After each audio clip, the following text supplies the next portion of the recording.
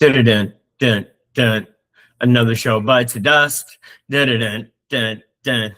Another one bites the dust. You see what I did there? Yes. See what I did there? You're leading into me. I know. Welcome everybody to Ask Dr. Andy number 24. Wow. Holy cow. We're going to be talking about biting hazards. And Dr. Andy said I cannot bite him during the show, so I'm going to try to be a good boy and not bite him.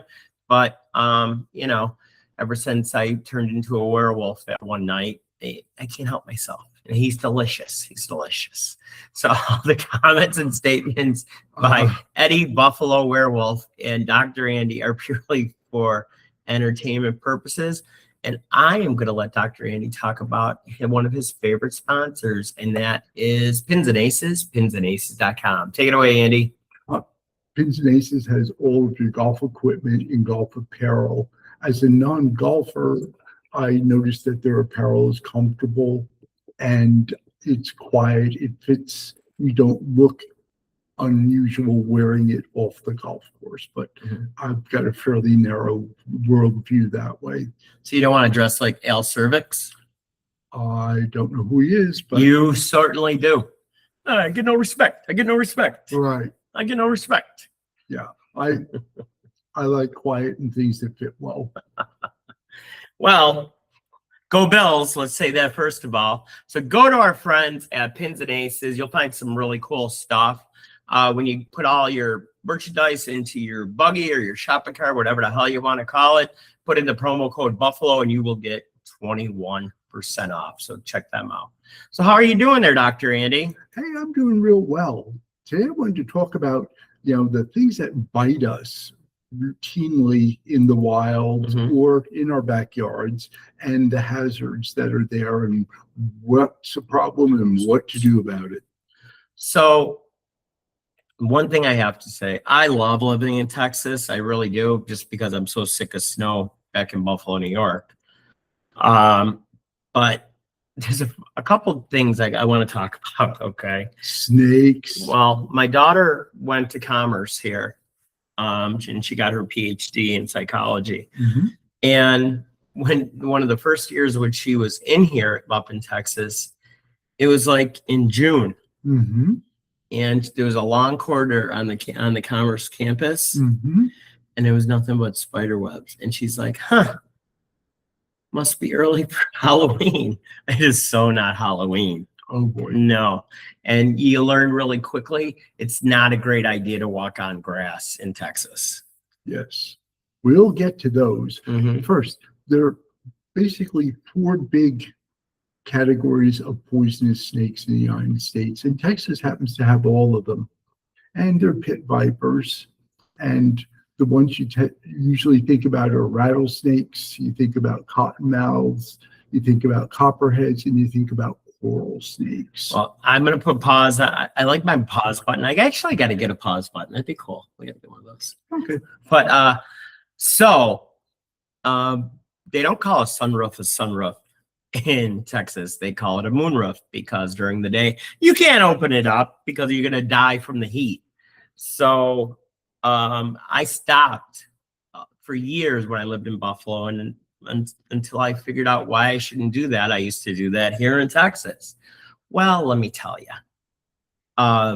in our driveway was a cottonmouth that was all clawed up. So a hawk must have grabbed it and bit and dropped it after it got bit. Just imagine my luck if it went into my friggin' sunroof. That would be my luck, If I don't have luck, I don't have bad luck, I don't have none at all. Like that song Just to says. hit snakes 101. Scary. There's two different basic kinds of venom. One is a hemotoxin. It makes tissue necrose, it makes blood cells clot, and it makes your clotting factors go crazy in your body where you actually will bleed. The other kind is a neurotoxin. It affects your nerves, including your heart's nerves and your brain. Three of the snakes have that, hemotoxin. The one snake has the neurotoxin. What's a hemotoxin? Andy? The hemotoxin is something that makes your blood, It causes tissue necrosis where the tissue To make it dies. gelatinous? It makes your blood clot up there. It also depletes all the clotting factors in the rest of your body, so you bleed internally. That's god awful. Right. The other kind is a neurotoxin, which affects your nerves for both your sympathetic, your normal nervous system, and your autonomic nervous system, which can cause you to have problems with breathing and cause brain problems. That's amazing. I mean, So coral snake is the one with the neurotoxin. The other three have the hemotoxin. All 4 snakes are dangerous. Ways to avoid being snake bitten: dress appropriately. That means boots, pants tucked into boots, use gloves, and don't put your hands where they don't belong. Look before you step. true. Don't go under and reach under things, turn things over. Snakes don't want to bite you. They don't want to attack you. They want to be left alone. But if they perceive they're cornered, they are going to bite. Some are more aggressive than others. Some will give a warning. You don't want to find out the hard way. I got to ask you something. What do you do Okay. if you're snake bitten? Go ahead. That's a good question. What do you do? Number 1, you call for help. You don't drive yourself. Number 2, you get the wound washed with soapy water as fast as you can and cover it. Number 3, you take a picture of the snake, or if it's been killed, put it in a bag safely and bring it so they know what bit you. Sure, that makes sense. That makes a lot Better of a sense. picture than to bring it, but you want to identify it. Number 4, get to a hospital. So it's funny that we're talking about Texas, but I was watching a video in Florida. They're having a huge problem that the python population has gone up 95% They're in not the venomous Everglades. snakes, but any bite can get infected. That's crazy, because people would get them as pets and let them out. And it's the same environment. So you're from New York City area originally. And I'm not being a smart ass, but Please be. years ago, they said there were alligators in the sewers. Do you have anything? Did you ever hear any stories about that growing up? No, that's Just bullshit. Yes, thank you. Okay. That's it. I thought it was interesting because I remember watching Leave It to Beaver, and they were growing a alligator in their toilet tank. Usually it's a caiman, not an alligator. A baby caiman looks very much like a baby alligator. They just stop growing at a certain point, much smaller. That is just crazy. Now I'm a couple things, and we ask some questions about snake bite. We like talking. Well, I kind of don't want to ask about a snake bite if I can. Can I ask about something else? Sure. So goat bite. Scorpions. Okay. Now, have you ever seen a scorpion in your dwelling?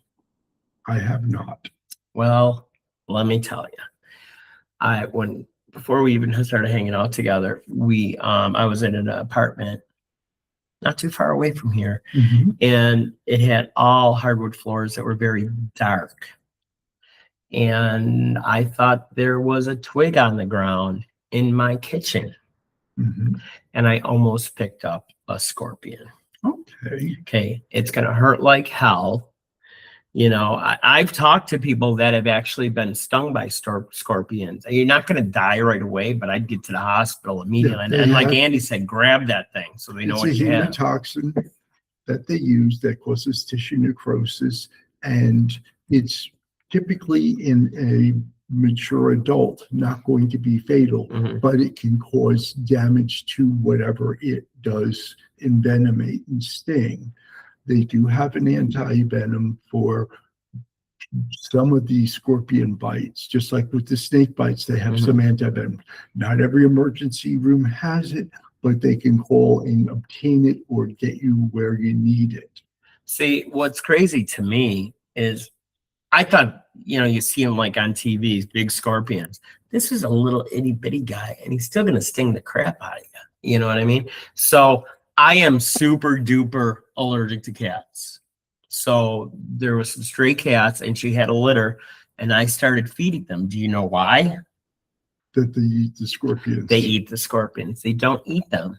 They suck everything out. I'd find outside like flattened scorpions, just the husk.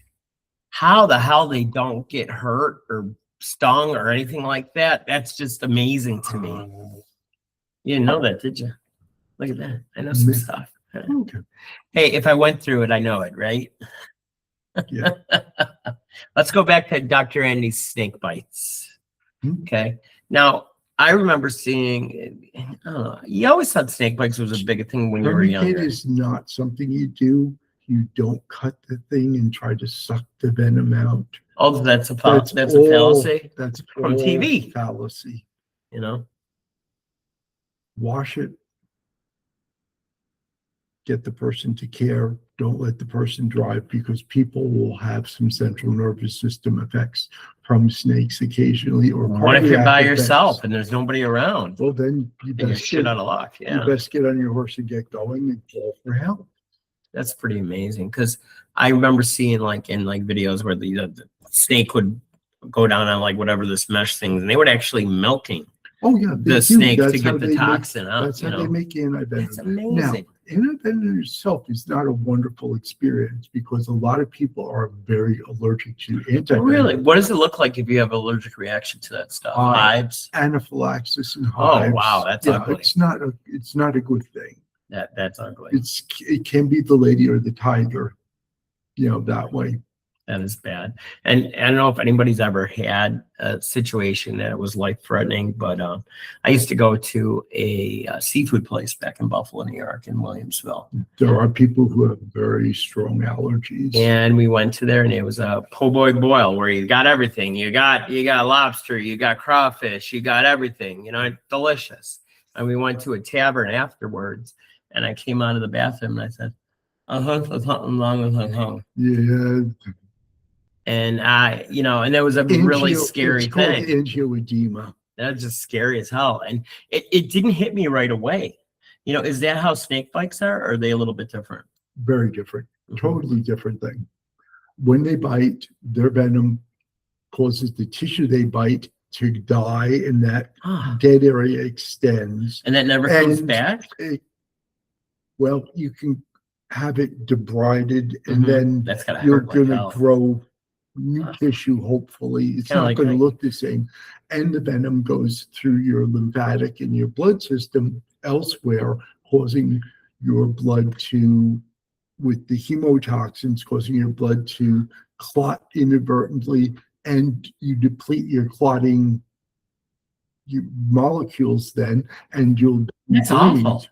That is god awful. Or the neurotoxins, they're mildly tissue degrading, but then it'll make your nervous system misbehave, fast heartbeat, slow heartbeat, change in mental status, things like that.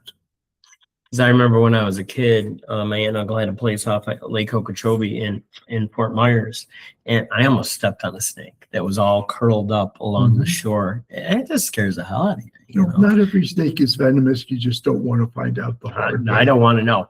Give them I a see wide when I'm berth. getting away. Yeah. Garden snakes, hell no. I'm staying away from those too. Did you ever run over one of those with your lawnmowers? Boy, does that stink. No, I have not. It was awful. Now, other things that bite. You want to talk spiders? Yes, because I've woken up before here in Texas, and I'll see two little dots on my arm, and some bit me because it's all typically welted when up. you see the two fangs, it's Mhm. going to be a spider bite. There are two particularly dangerous spiders in the United States. One is the black widow. That's a spider with venom, and think of it, put it in like the hemotoxin snake. What are those nasty category. brown ones that And we they're have here? brown recluse That's what it spiders. is. They have a different effect where you have tissue necrosis. It can be small, medium, large. There's not really a treatment for that. With the spider, there's actually an antivenom. If they're recluses, why are they leaving their house? Well, they're not leaving their house. You're invading their house. Whoa, no. They don't pay rent here. Bullshit. They I were call here bullshit before on you that. were. They've squatters' rights. So, I mean, it's just amazing some of the things that I have seen here, like the mayflies. Those are ridiculous. And then I know when my kids were in Philadelphia, they had those awful, I don't even know what they were, but there was an invasive species that they were everywhere. They look like a big fat mayfly, you know? Now, let's talk about stings. Okay. Hymenoptera, that's the bees, the hornets, and the wasps. There, the big problem is going to be allergy. Now, excuse me. I think I need more coffee. Now they say, and then when I say that, I don't know, it's just been, I don't know if it's a fallacy or not, that if, so let's say I'm from Buffalo, New York, and I come to live in Texas, and I try the honey in Texas, I might have an allergic reaction. Is that true? I do not know. Because it's different allergens, pollen. Again, I wouldn't be able to give you a good evidence-based answer. That's interesting. Want to talk about what to do with bee stings? Yeah, I would like. I used to be mud, I thought, when I was a kid. Typically, what you're going to want to do is you want to, if the stinger's there, you don't want to squeeze it to take it off. You flick it off, warm soapy water, then ice. And it's funny because a lot of times I've asked Dr. Andy about, cleaning skin and things like that. And his go-to is soap and water all the time. Soap and water does a lot more than people give it credit for, because it physically removes a lot of things, and it not very much develops resistance to hot soapy water and removal. Now, back with the bees, cold is going to be what you want to do, unless the place is infected. If you're all muddy, then that wash off. But if it's just a sting, you flick the sting off, boom, ice, and make sure if you're allergic to bees, you have either the bee, injection kit with the EpiPen or Benadryl as a starting point. So when we're talking about bees, and then we're also talking about wasps, with wasps, do they sting or do they bite? Sting, as far as I know, and again, they envenomate. Again, you can be allergic. Kind of put them all in the same basket. So, is it true that when a bee stings you, it dies because it only has one stinger? Well, yes. Bees, yes. Hornets and wasps and yellow jackets, no. Why is that, I wonder? Different development. The bee, when it stings its stinger, when it comes out, kind of takes the bottom end of the bee's internal organs out with it. That's awful. So it's like a suicide mission. Yeah, but they're very team oriented. That's awful. That's awful. It's awful. What else you got for us that'll hurt us, Dr. Andy? Okay, fire ants. There's a lot of them in Texas for sure. Ticks and mosquitoes. Ticks and mosquitoes are the things that scare me the most. And why is that, as a physician? As a physician or as a person? The diseases that they bring, when we're having more and more invasive diseases as our climate changes, we're getting all the tropical diseases and the tropical mosquitoes. Like malaria? Yep. Malaria used to be in the United States on a regular basis. But with, with mosquitoes, you make a big list. West Nile, malaria. You can talk about dengue, Zika, the encephalitises. There's a lot of things mosquitoes can give you.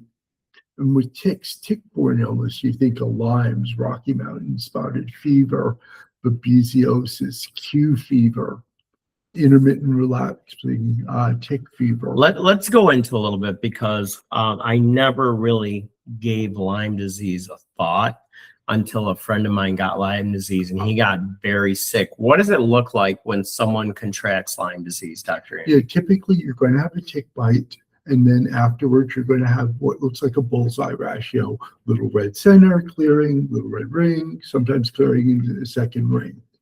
And then some people have joint pain.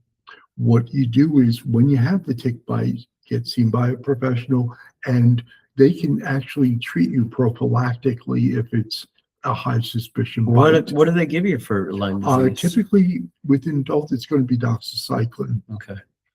I worked in kind of Lyme Central on Long Island for quite a Mhm. while, and chronic Lyme's can be a very, very devastating illness in terms of it also can affect your heart's conduction, That's what I it say, can what- affect your brain. That's what I And meant. What does it there- look like? Their treatment sometimes can be controversial. There's a lot of voodoo out there. In what way? Oh, everybody's got their own cure for chronic Lyme's. You'll have renegade physicians, you'll have homeopaths, naturopaths, every kind of path you can think of with their magic Lyme cure. I go with the board certified infectious disease doctors. Typically, it's going to be intravenous Roche-7, which is ceftriaxone, intravenous penicillin, some of the second generation. What if you're allergic to penicillin? Some of the second generation cephalosporins, which you can get away with a lot of the time, doxycycline. There's a lot of things there. You just want to go with an evidence-based treatment and follow it through. I mean, I'm going to play devil's advocate here, okay? Mm-hmm. Say you're treating someone Mm-hmm. and you don't realize they have a penicillin allergy or a sulfa-based allergy. What are you looking for, and how do you know that's what's going on? There's not really a warning ahead of time that you can look for, hey, I've got a penicillin allergy. Typically, they'll have a prescription for amoxicillin or Augmentin or one of the penicillins used commonly for strep or something like that. And they'll come back and say, hey, I have a rash, or hey, my tongue was swollen, or in worst case scenario, anaphylaxis, have difficulty with their airway and breathing. What is the difference between a penicillin reaction and a sulfa reaction when you're talking about treating it for something else? You can have all of the above with the sulfa reaction. People with sulfa reactions will tend to have more very life-threatening dermatological skin manifestations where they can have Stevens-Johnson and actually kind of shed their skin. Oh, that's And we awful. don't think of it, but your skin is your largest organ system, and without it, all your body fluids go See, out. unfortunately, I never had a sulfa, not disease, a sulfa reaction Mhm. until my doctor gave me 2 different pills with sulfa in both of them. Mhm. And it was so bad, my head blew up. Mhm. I went downstairs to use the bathroom, and my feet were itchy. And huge.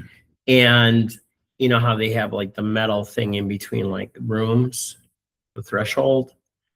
I thought it was a good idea to scratch it, and I took the bottom of my foot off. Yep, because what happened was Now that you're talking about this, it makes sense. You were desquamating, which means losing that skin. You were putting blister fluid between that skin and the rest of the foot. You were shedding that skin to just have an open portal for your body fluids to flow And I out. was 40/20 when they Yes. finally got there. Your blood vessels open wide up, Mhm. and they need to give you medications and Immediately. Yep. It's amazing because we're talking about things that can hurt you that you don't know of. And even when you think something's not going to hurt you, unfortunately, accidents happen like that. Mhm. And it's like you don't know until you know. Yep. That's what sucks about it. and that's where seeking attention when you have a problem comes in. I'd much rather deal with a live chicken than a dead hero. Just personal preference as a practitioner. If you have a problem, get it checked out. There's so many people that they put it off, but it's mostly us guys. Men are the worst, but it's fairly equal opportunity. Mm-hmm. I have no words. So what else you got that's going to bite us? What about dogs? Okay, do you want to talk about rabies? I in dogs? do, Okay. because I remember. certain bites are more rabies prone. Now, if you look at the whole world, dogs are the biggest rabies vector. You look at the United States. Not raccoons? I always thought raccoons were like the worst. No, if you look at the United States, that number is way, way down. Your chances from a dog are significantly less than the rest of the world. Things that you want attention right away, if you handle bats, any kind of close that's contact supposed with to a be bat, bad. because you don't know that you've been bitten. They have little tiny bangs. I mean, even That mandates you getting evaluated and getting rabies treatment. Can you get Boxes- rabies just from the animal being in the area, or does it have No, to actually no. bite It you? actually has to bite you, but with the I know bat, that.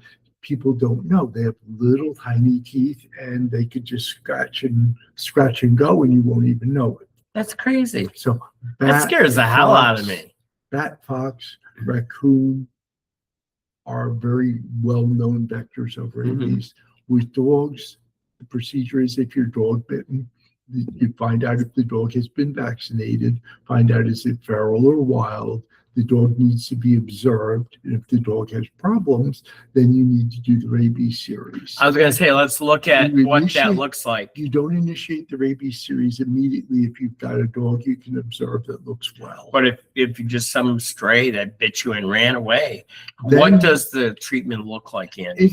You get rabies immune globulin and the first rabies regular shot, then you get another in time and another. This shots into your stomach thing is myth and legend. See, that's what I was going to ask you about, because it All they sounds do terrifying. Is with the rabies immune globulin, they give you half right near where you're bitten and the other half in you.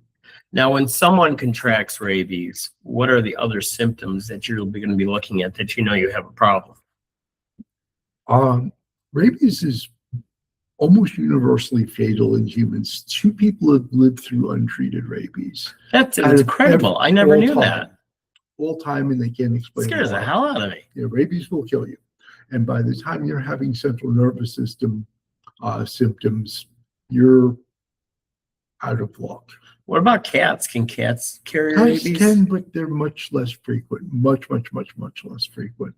And cats are rabies vaccinated also. How about some beaver? Because I've bit some beaver, but I've never had a beaver bit me. I would have to look in my reference material there. Hey, I got to be a smart ass eventually, Dr. Andy. Well, this has been really interesting. You got 2 minutes left. Is there anything else you'd like to talk Sure. about? Dog and cat bites, hot soapy water, wash them out, keep an eye on it. Cats have pastorella multicida in their saliva, so you need certain antibiotics with cat bite infections. Is there a chance of getting rabies from just getting scratched? It's less likely. I mean, especially if they've been licking their paws. It's really less likely. That is crazy. So basically, unless you're Ted Nugent, you don't want any cat scratch fever. Oh boy, I knew we were going there. I knew it was coming. You have to admit, I set you up well. Cat scratch fever. Well, we are at the end of another exciting, very interesting. Mommy, help me. He needs an adult. That's his fault. He shouldn't have gave me that B12 shot in my butt. Well, it wasn't in my butt. It was a little bit above my butt. Hey, we're men. We're men giving their shots in their asses. Whatever. So moving forward, we are done, Andy. You're out of time, buddy boy. That's are it. we We're gonna cutting you just off. keep fighting? No, not yet, because we're going to tell everybody that if you like working with people that just like you, have the same values that you do, have the same passion for life, and love your children as much as we do ours, we are definitely the people to deal with and work with. Well, deal with sometimes, yes. So you could reach us at ebiagency.com. You can email us at eddiebuffaloinsurance@gmail.com. The hotline is 716-541-4118. And Andy, life's worth living. What we got to keep on doing, baby? Just keep fighting. Just keep fighting. In the comments made by. Oh, we did that already. That's You at the did? beginning of the show. We'll do it again because, Casey, because he doesn't believe me. All the comments and statements by Eddie Buffalo and Dr. Andy are purely for entertainment purposes and a whole lot of shizzy. He is the entertaining one. Gotta have some. You gotta have a yin and a yang. Yes. Am I the yin or am I the yang? I am the worst. I'm Polish. So am I. Take Yeah. care, everybody. Bye. Thanks for being with us. See you next week.